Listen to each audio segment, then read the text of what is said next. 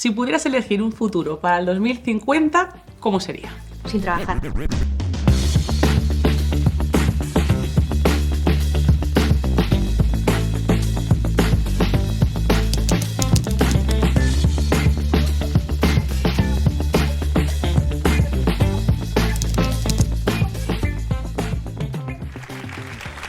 Bienvenidos al podcast eTalks de Merce Aesthetics Iberia. Qué ganas tenía yo de tener esta charla hoy con nuestra super Steph Silva. Steph, bienvenida. Muchas gracias. Steph, yo te conozco personalmente y sé que esta charla no va a dejar indiferente a nadie. Es de las que más ganas teníamos desde Merce Aesthetics de tener, y solamente quiero decir a todos que nos escuchen que esto va a ser colágeno pero para el cerebro. Así que Steph Silva Rodríguez es la fundadora y directora creativa de Invisible, que por cierto todavía guardo una sudadera que me regalaste, claro, una sudadera negra con vuestro logo, preciosa. Sí. Y es un laboratorio de investigación cultural y prospectiva del grupo Jungle. Explora narrativas y marcos de referencia alternativos para ampliar imaginarios de innovación y estrategia de las organizaciones con las que colabora. Steph lleva a cabo su trabajo bajo una mirada crítica y una reflexión sobre las consecuencias que tienen el diseño y el mundo corporativo en todos nosotros como sociedad y también en la naturaleza. Trabaja con organizaciones ayudándoles a gestionar la complejidad, proponiendo narrativas, modelos y estrategias que parten de la sensibilidad y de los procesos creativos que nos dan el diseño y el arte. En 2023 fue nombrada como una de las personas más creativas por la revista Forbes, así como una de las 40 futuristas más importantes de España. Por eso decía yo que, aparte de que este episodio promete, es lo más cerca al futuro que vamos a estar en estos eTalks.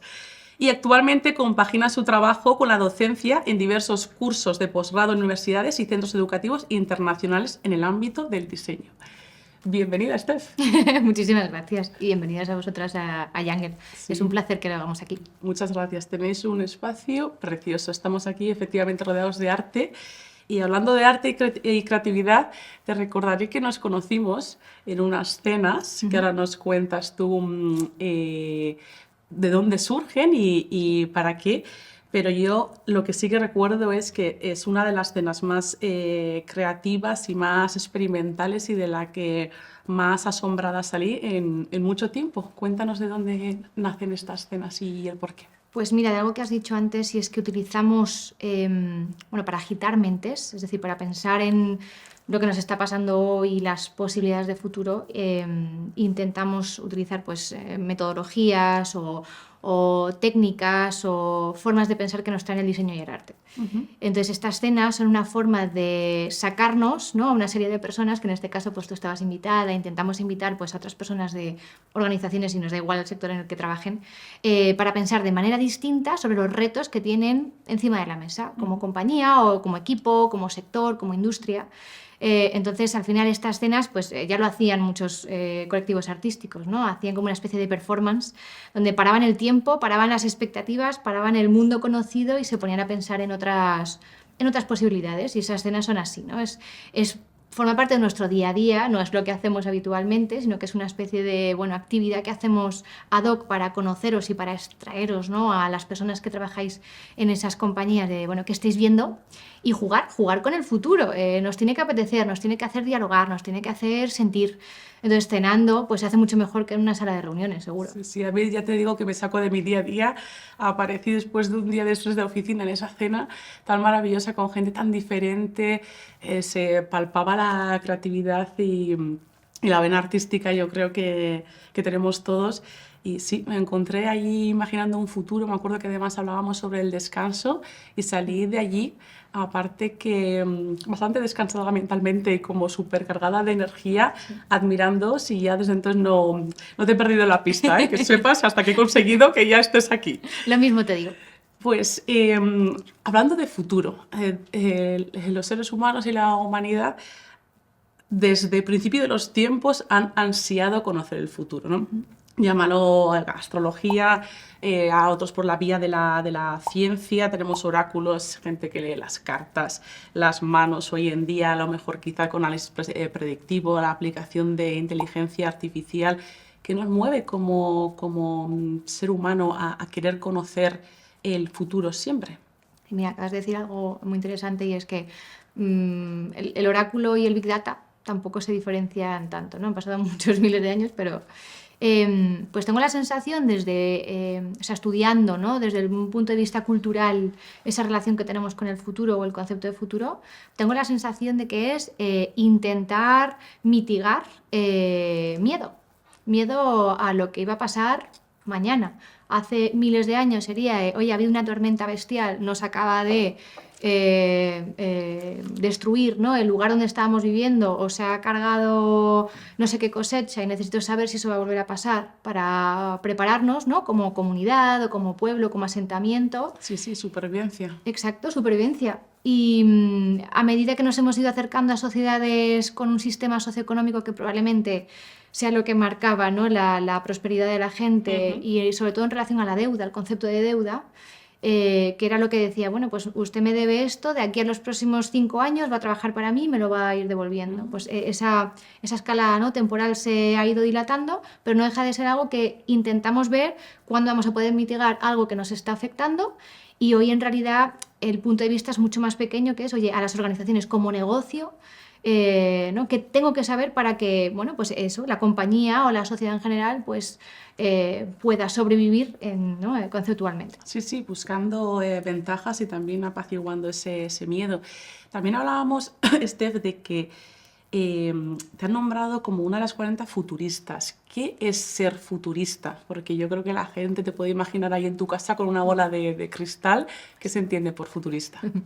Es un término muy pop, es decir, muy popular, que probablemente englobe o nos junte a personas que venimos de mundos muy distintos, de la perspectiva clásica de la investigación, de la academia, de la innovación, desde el entorno más artístico, pero que tenemos en común que trabajamos en el futuro, ¿no?, trabajando con metodologías y enfoques que piensan a largo plazo.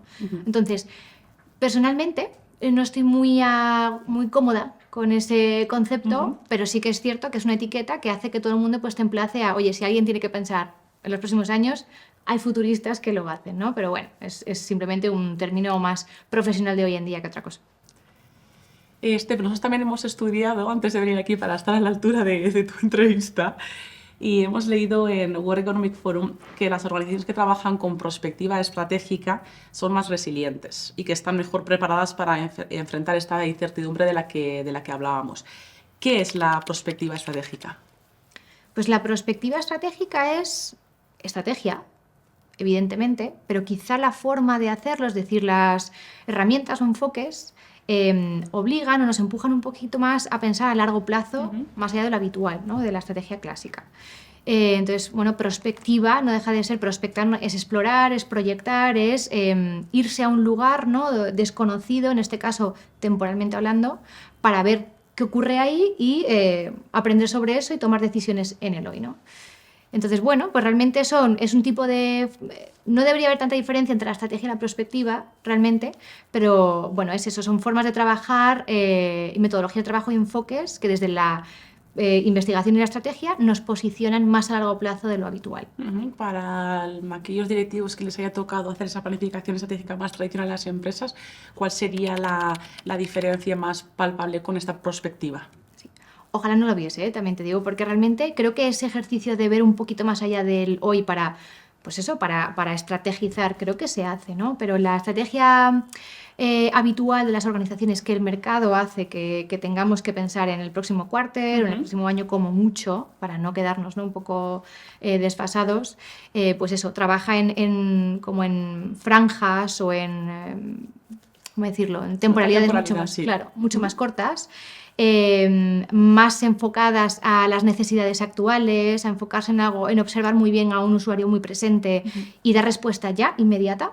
Y la prospectiva lo que hace es que, teniendo en cuenta eso, es decir, también tenemos en cuenta lo que las personas dicen hoy, tenemos en cuenta las circunstancias del hoy, buscamos indicios que nos dejan ver que hay un cambio de comportamiento que está emergiendo todavía, o un cambio de paradigma que está surgiendo y que necesita tiempo para evolucionar, o que hay circunstancias que vamos a valorar como cuestiones climáticas, políticas, económicas, que necesitamos mucho más tiempo para tener un diagnóstico claro. Entonces es como yo diría que el tiempo es lo que diferencia la estrategia habitual de las organizaciones, que es mucho más cortoplacista, y la de largo plazo.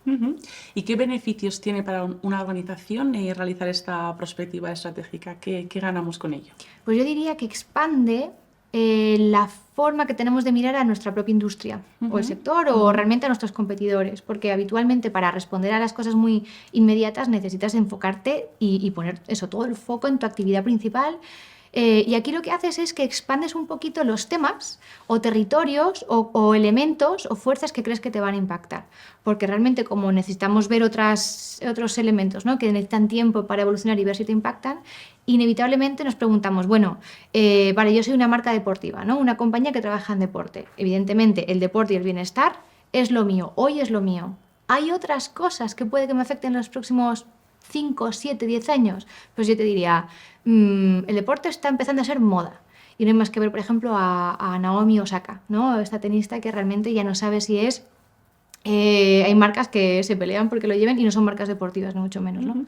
O la tecnología. La tecnología hoy es una funcionalidad, pero la tecnología a largo plazo también tiene repercusiones materiales, de sostenibilidad, o sea, ecológicas, ¿no?, de temas de energía, recursos materiales. Entonces, es expandir un poco, ya que tenemos tiempo, expandir lo que vemos, tanto en términos de análisis como en tiempo, en temporalidad. Sí, es que al final los beneficios redundan en la compañía desde una rentabilidad que de hecho el artículo señala que se estima un 33% más rentable las compañías que hacen este ejercicio, hasta agilidad en la toma de decisiones ante esos cambios que ya se prevén en tu sector para no quedarte obsoleto versus tu competencia, y hasta un cambio de mentalidad necesario para subsistir. Sí, diría eso. Hay una parte casi que es de preparación, que inevitablemente si tú ves cuestiones que te pueden afectar como sector o como compañía muy en concreto,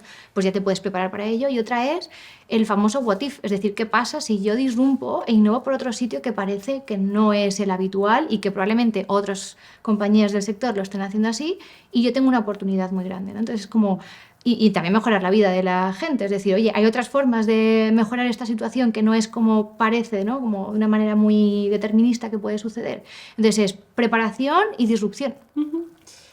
Otro artículo que nos has hecho llegar, Steph, sobre perspectiva estratégica también del World Economic Forum, lanza datos de cómo también ayuda a tu organización a estar preparada para el futuro, pero no habla solamente de empresas, habla de gobiernos, de organizaciones. Esto realmente aplica a todos, la incertidumbre nos aplica a todos. Hoy en día tenemos riesgos emergentes que los estamos sufriendo a nivel geopolítico, tecnológico, por supuesto, climático, económico, no solo hablamos de empresa, de economía.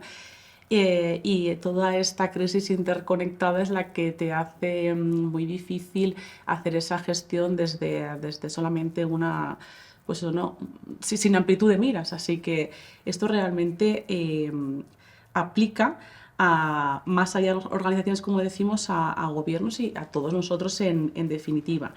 Yo te quería preguntar, ¿podrías darnos un ejemplo de cómo estas narrativas de futuro nos puede inspirar cambios a una organización?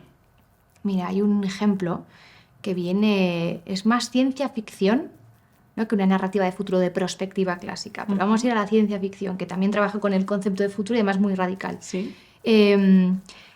La ciencia ficción ha habido, y tenemos el cine y todas las plataformas llenas de distopías, y ahí tenemos clarísimo dónde podemos acabar si pasan muchas cosas, y luego están las utopías, que también es un concepto muy conflictivo, porque la imaginación política te dice que, o sea, que intentar movilizar a la gente para conseguir una utopía es imposible, y por lo tanto hay mucha desafección, o la gente pues dice, esto no se puede conseguir y no me movilizo ni me muevo hacia ahí.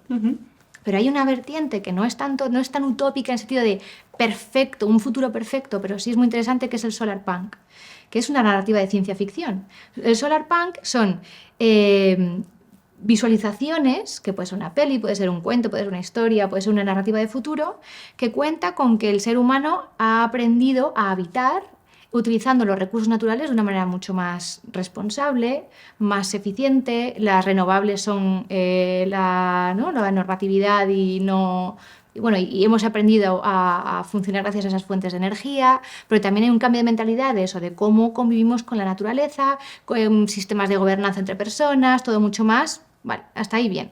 Eso es ciencia ficción y aparte como bastante nicho. Pero la innovación social bebe mucho de eso. Es decir, si nos fijamos en cómo intentamos hacer desde la innovación social, pues eso, cambios en modelos de gobernanza, comunidades, la parte cooperativa, uso de energías, uso de recursos, la sostenibilidad hacia dónde está yendo, incluso si nos fijamos en las imágenes que se utilizan en vídeos corporativos, en charlas, en libros, bebe de esa estética muy solarpunk, ¿no? Entonces, bueno, yo te digo que es una forma de influir, como una especie de soft power que a lo mejor no se sabe de dónde viene, pero cuando lo ves claramente que la ficción y la ficción especulativa es muy útil para eso. Y precisamente por esta complejidad, yo te quería también preguntar qué herramientas lleváis a un directivo cuando éste empieza a explorar futuros alternativos con su equipo, porque a mí, con mi rol de innovación corporativa, me pasa y me ocurre que allí donde vas, a ti se te presupone, por ser la de innovación, conocer el futuro, ¿no?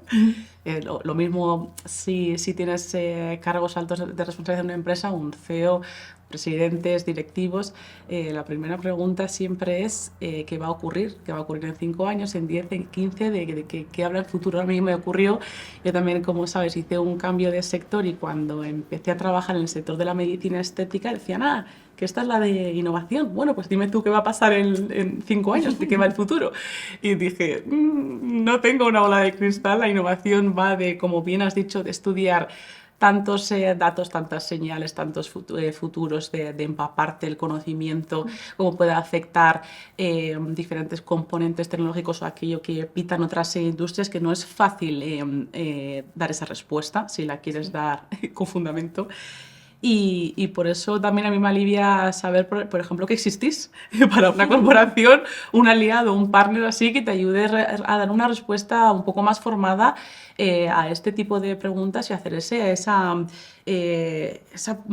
predicción o ese estudio del futuro. ¿Cómo trabajáis con un directivo, una corporate? ¿Cómo les lleváis un poco de la mano en este trabajo? Sí, pues hay que ser muy sensible también a cuando nos acercamos a una compañía, ver las preguntas que tiene, porque tampoco es el futuro, es así. Bueno, el futuro se puede ver desde muchos ángulos y cada persona, cada equipo, compañía, pues tendrá sus preguntas, sus inquietudes. Entonces, primero es saber qué te interesa o qué es lo que quieres saber realmente. Entonces, ya poniendo un poco de foco, diré que nuestro trabajo es muy metodológico. No somos personas que aparecemos ahí diciendo sabemos lo que va a ocurrir, como acabas de decir. No, es investigación, son muchas técnicas, muchos enfoques, mucha forma de trabajar la estrategia, pero también diré que es una forma también de hacemos la parte más, ¿cómo decirlo?, más hardcore de la investigación, pero no todo sale en artículos, no todo sale en internet, hay que acercarse a los sitios, es decir, hay que ir a la calle, hay que ir a distintas geografías, hay que hablar con mucha gente y hay que ver muchas pelis, hay que leer muchas cosas, hay que moverse, hay que salir de verdad. Entonces, cuando trabajamos, evidentemente nosotros nos encargamos de hacer ese ejercicio porque somos los analistas, pero también invitamos a que el equipo que esté trabajando con nosotros que salga y que vea realmente que esas señales de cambio a veces no están en Fast Company solo, porque también es verdad que hay medios que ya te ayudan a ver hacia dónde apuntan muchas innovaciones, pero en la calle se nota mucho y viajar en la medida de lo posible también te conecta con cosas que dices, pues no todo pasa en las capitales.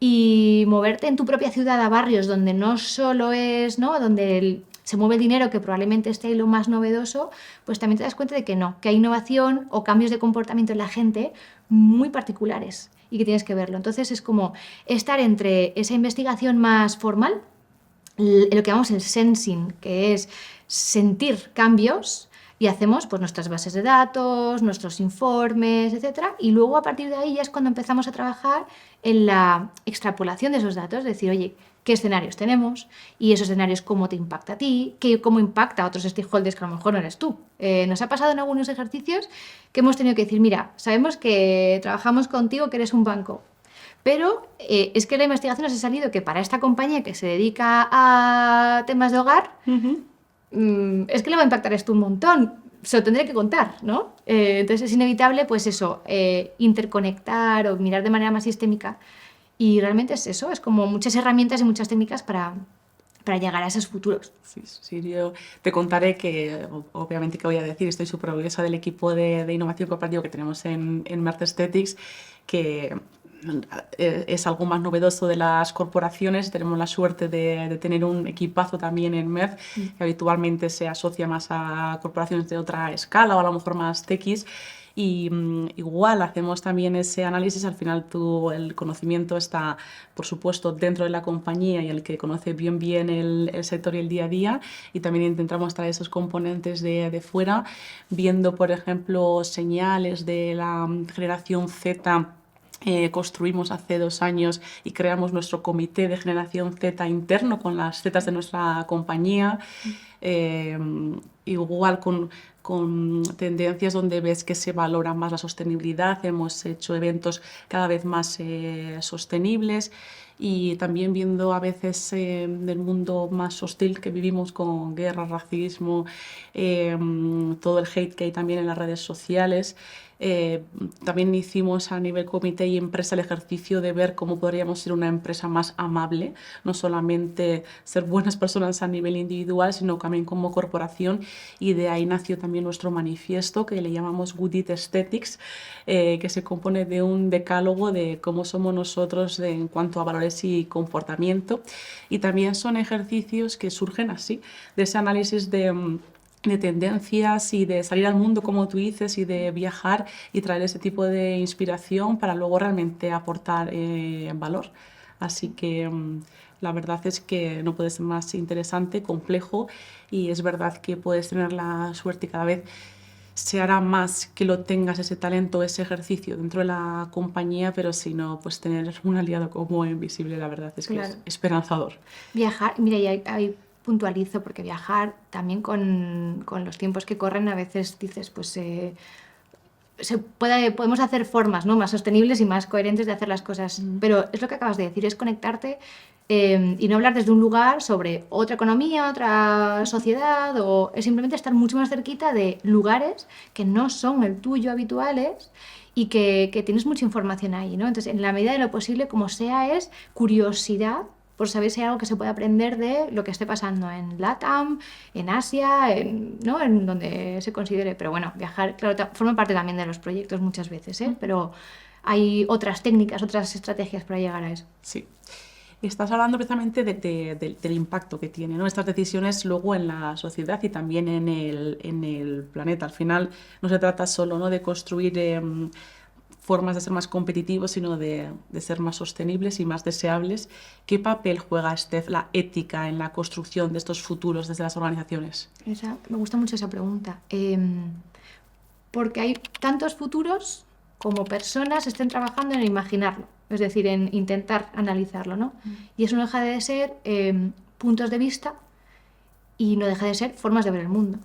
Porque no, o sea, somos humanos interpretando datos, interpretando comportamientos, tendencias, etc. Entonces, son formas de contar lo que está ocurriendo. Y cuando creamos a partir de ahí la visión de la compañía, ¿no?, o el propósito a largo plazo, o la serie de acciones que vamos a empezar a tomar para llegar a unas circunstancias X, que eso es la estrategia, ¿no?, pues claro, tienes que ver el impacto de esas decisiones. Y siempre lo digo, ojalá se hiciesen estos ejercicios más a menudo, porque lo que parece un simple swipe, que eso forma parte de un producto, ¿no?, y que a través de la innovación y la iteración llegas al mejor producto viable para sacar una aplicación.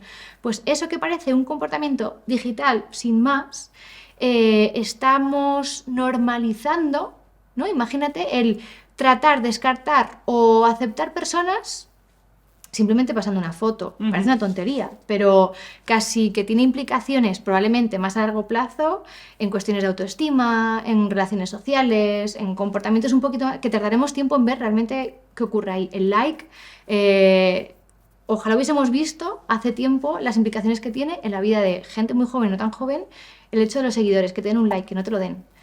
Entonces, todo lo que viene de la innovación y decir, voy a disrumpir en ese sentido, que es un poco ponerte en cara al futuro, tiene implicaciones directas a corto y a largo plazo en la vida de la gente. Sí, desde luego. También ahí, como compañía de medicina estética, también tenemos una responsabilidad en la confianza de nuestros pacientes, y el trabajo también se hace de forma consciente, incluyendo bellezas, incluyendo nuevas caras, siendo realmente inclusivo como conocedores del impacto que esto puede tener. Igual pasa ahora con la IA y los sesgos, ¿no? Que se habla también mucho, entonces es que es verdad que hay que innovar de forma ética e inclusiva y pensando en algo más. ¿Y qué señales deberíamos mirar hoy para anticipar esos impactos sociales o ambientales negativos de nuestras decisiones? Pues sociales, yo creo que hay una cuestión con el tratamiento de los datos y la privacidad, en el sentido de ahora mismo buscamos que la conexión con cualquier marca sea súper conveniente. Y nadie quiere estar 200 años haciendo algo para decir, mira, estoy en un entorno seguro, yo lo que quería es ver esa mesa o esa camiseta que me quería comprar o eso que me quería leer, ¿no? Lo que pasa es que eso viene con algo detrás, que es un tema de luego qué pasa con esa información. Entonces yo creo que ahí hay un tema que todas las empresas ahora están viendo, como todo lo que tenga que ver con tecnología, IA y personalización, deberían tener eso en cuenta. Y en temas evidentemente medioambientales, yo diría que poco estamos hablando de, o empieza a verse ahora, de que la tecnología, lo digital, tiene una huella medioambiental. Y entonces muchas veces cuando en entornos de innovación decimos, bueno, pues esto que se venía haciendo de tal manera lo vamos a digitalizar. Pues eso no significa que porque pase a no ser algo físico no tenga una implicación en el mundo material y de sostenibilidad, y eso es energía, son recursos, etcétera, ¿no? Entonces a mí eso me parece como muy curioso, que eso son como grandes narrativas que veo que están cambiando y que hay que tener en cuenta. Pero diría que hay una señal para algo mucho más pequeño, ¿no? Que estoy viendo, no sé decir la respuesta todavía de cómo va, pero tiene que ver con la IA y con cualquier compañía pequeña, grande, una startup, una gran empresa o una persona autónoma que tenga su negocio ahí. Y es que hasta ahora la forma de vender o de dar un servicio era pues posicionarte en internet o en el mercado o en las redes para que te den, ¿no? Para darte a conocer. Y era las personas que querían ese servicio, ese producto o esa experiencia buscaban, y a través del SEO o del posicionamiento en internet pues te podían buscar más fácil o menos fácil. Pero ¿qué pasa ahora cuando preguntamos a una IA? Y ya no solo cuando preguntas tú, sino si ya va a ser un agente probablemente. O sea, estoy dando por hecho que estas historias de la IA van a ir por donde, si no se desinfla la burbuja, irán por ahí, ¿no? Probablemente. Pues a lo mejor ya la primera recomendación que le den a esa persona no está basada en lo que haya pagado por estar posicionado en la primera búsqueda de Google. Entonces, ¿qué ocurre ahí?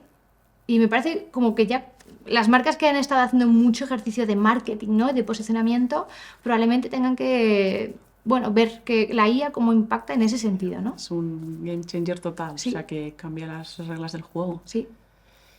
Las empresas que se acercan a Invisible, hoy en día, ¿de qué se están preocupando? ¿Con qué cuestiones se acercan a vosotros? Muchas de ellas por la cuestión intergeneracional.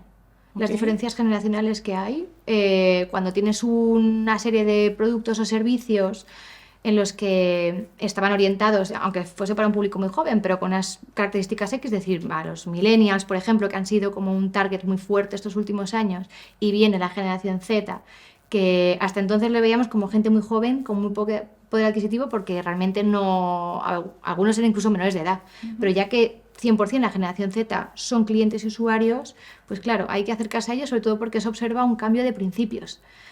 Entonces, a lo mejor no funcionan las cosas como deberían a la hora de vender y a la hora de trabajar. Hay como preocupaciones en todos los sentidos, ¿no? Entonces, simplemente es como, oye, queremos prepararnos para esto. Sí, coincide además con nuestro caso igual, el enfoque también nuestro ahora en las formaciones de medicina estética también es muy generacional. Hablamos de Silvers, hablamos de paciente Z, además que según datos de la SEME ha descendido la edad media del paciente de entrada en medicina estética a 20 de unos 35. Eso es. Y claro, tu rol como compañía cambia totalmente, los mensajes, el rol de la responsabilidad, sus gustos, lo que buscan, lo que no, la forma de conectar con ellos, la forma de comunicarte, así que Sí. coincide también con cosas que afectan a Merck como corporación y entiendo que sea también la preocupación del resto de las marcas, porque es una realidad que hoy nos encontramos. De hecho, también a raíz del comité estoy bastante puesta en la generación Z, y sí que en cuestión de 5 años uno de cada 3 compañeros va a ser de esa generación, así que yo creo que estamos también todos ahí muy pendientes de los cambios y de hacer ahí un buen trabajo. ¿Qué conversaciones nuevas deberían empezar a ocurrir en los comités de dirección? Bueno, precisamente eso, esa convivencia real y si se puede, no voy a decir aprender, pero es, bueno, qué paradigma laboral. Sí, esta es una, desde luego. Claro, está surgiendo, que yo creo que no es de repente cambiar una compañía para atender a los principios o formas de hacer de una generación en concreto, sino, oye, tenemos que convivir y esto tiene que seguir, y somos muchas personas con muchas formas de hacer las cosas distintas y cómo se puede mejorar. Otra es que yo creo que es innegable que a las marcas nos exige y les exigimos un compromiso, tanto por toda la parte medioambiental como social, ¿no? Entonces yo creo que en cualquier comité debe ser como, oye, lo que estamos haciendo, más allá de, evidentemente seguro que llenar un hueco, un vacío, una necesidad muy real, ¿no?, de la vida de las personas para hacerla más eficiente, más saludable o más fácil o divertida, lo que considere, ¿no? Cada compañía hay un compromiso real con algo más allá, como, ¿no?, para la parte social. Y yo creo que eso, hay muchas compañías que han tomado eso en cuenta y hay un propósito claro, porque, bueno, son empresas grandes que eso pueden permitir, pero es que las pequeñas también. O sea, que aquí cualquier persona cambia las reglas de juego todo el rato. Entonces yo creo que tiene que haber una especie como de compromiso, ¿no?, de como compañía, pues, con los empleados, con los beneficios, con la forma de trabajar, con la fabricación, producción de lo que hagan, las implicaciones de la parte digital, ¿no? Eso sería como interesante, ya que es un entorno, ya digo, un comité, un board, lo que sea, es como ahí es donde se tendrían que discutir estas cosas. Yo estaría horas escuchándote, porque aparte de ser una de las personas más inteligentes que yo conozco y la admiración es real, iría contigo al futuro, volvería y estaría aquí 200 años. Tenemos un tiempo de podcast limitado y tengo que hacerte unas últimas preguntas. Vale. Si pudieras elegir un futuro para el 2050, ¿cómo sería? Sin trabajar. O sea, pero nada, pero renta universal, o una jornada reducidísima y todo el mundo conciliando, haciendo lo que nos dé la gana, la verdad. ¿Y cómo de alejado lo ves con la perspectiva? Bueno, pues depende de los sitios. Como el futuro no va a ser algo generalizado, habrá lugares en los que sea más o menos plausible. Aquí en España no lo sé, pero bueno, sí que tenemos medidas ahí de reducir un poquito la jornada laboral. Y como hemos dicho 2050, yo creo que hay tiempo y lucharé para que así sea. A ver, lo veremos. Que antes has hablado también de alguna referencia a películas, fuente de inspiración total cuando además hablamos de futuro. ¿Qué libro, película o referencia cultural te ha cambiado la forma de imaginar los futuros? Pues mira, personalmente voy a decir 2 recomendaciones de lecturas, 2 autores muy distintos. Uno es más crítico, que es James Bridle.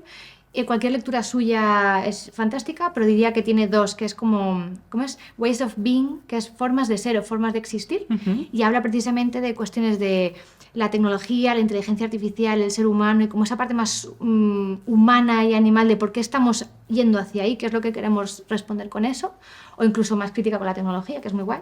Otra que me encanta, pero es artística, es decir, a mí me llena el alma, que es Jenny Odell, que habla de cómo no hacer nada, que ahí se me ve como las ganas de que el 2050 esté sin trabajar, y vais a ver que es como pues una forma de mirar a nuestro día a día que dices, ¿y por qué yo estoy...? ¿No? Hay muchas formas distintas de trabajar, de pasar el día y de convivir con otras personas, que es muy guay. Y pelis, mira, pensando, sigo diciendo después de tantos años que Black Mirror, no sabemos cómo lo hace, pero dan el clavo con cada temporada. Y la última es igual de fantástica que la primera, porque es como, probablemente no sea tan, ¿cómo decirlo?, ni divertida, ni ciencia ficción, como de una peli así, como, ¿no? Pero es que es lo que estamos intentando todo el rato hacer ver con nuestro trabajo, las implicaciones reales de algo que hoy existe y ver realmente cómo mitigar muchas de esas cosas para bien, ¿no? Para que la gente no llegue a vivir esas situaciones. Me las apunto, de verdad, no soy yo muy peliculera, pero sí que me encanta leer, así que 2 libros más a mi mesilla. Sí. Y esta es mi pregunta favorita. ¿Cuál ha sido la señal de cambio más curiosa o inesperada que te has encontrado últimamente? La pastilla o el medicamento que acaban de desarrollar, que está en modo test, para alargar la vida de los animales, de las mascotas.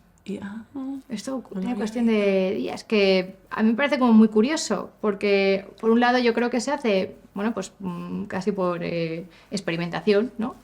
Pero creo que atiende a algo muy real, que es que hay una vinculación ahora muy fuerte con nuestros animales, ¿no? Y Sí. animales de compañía que, que llenan un hueco ahí que hasta entonces... Sí, tienen un papel ahora en la familia. La familia. Exactamente. Y a lo mejor si no tuviesen ese papel no se habrían hecho esas exploraciones, esos ensayos para alargar la vida de perros, gatos... Qué curioso, no lo había oído y además sí que tiene sentido porque al igual que miramos por la nuestra para alargar la nuestra, Claro. Como son un miembro más de la familia y tienen ya hoy en día además se les ha humanizado tantísimo. Eso es. Fíjate. Sí, entonces la cuestión ética también, o sea, detrás de, oye, Sí, yo encantada, científico. soy mami de un perrito, pero, no lo sé, tengo mi reticencia ahí, ¿no?